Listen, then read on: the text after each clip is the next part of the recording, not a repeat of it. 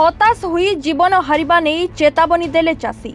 बालेश्वर जिला खैरा ब्लॉक रो बर्तन सेवा समवाय समिति सम्मुख में चाषी अनशन 130 जन चाषी धान उठी पारु नथिबा बेले समिति पाखरे टार्गेट नथिबा अभियोग।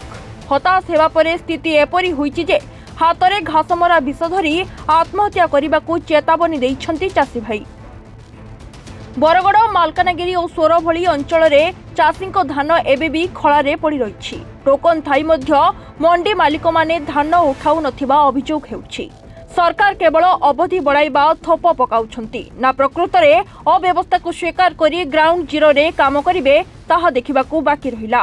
धान किणा अवधि सरकार 2 दिन बढ़ाई पारंती किंतु मात्र 48 घंटा कौन चाषी समस्या तुटाइबाकू यथेष्ट कि बोली द्वंद्व उपजुछि।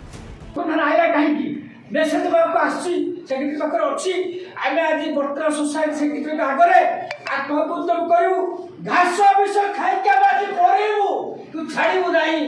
शास्त्रीकर कथा जय किसान कथा सरकार किसी बुझुनाती आम प्रस्तुत के आसछु मु चिंता बड़ी पड़ी गई मु शपथ करी कहूची मोर कत धान जानछु 85 क्विंटल कोन धान कोन करेबू मु मोर 52 क्विंटल ओ स्त्री रहउची 43 क्विंटल मोर धान होची 85 क्विंटल धान मु कोन करेबी तेणु से घास मोर वर्तर पाई 50 क्विंटल सेक्रेटरी महतो आपण सातो देले आज्ञा मु बाहर ब्यूरो रिपोर्ट रिपोर्टर्स टुडे।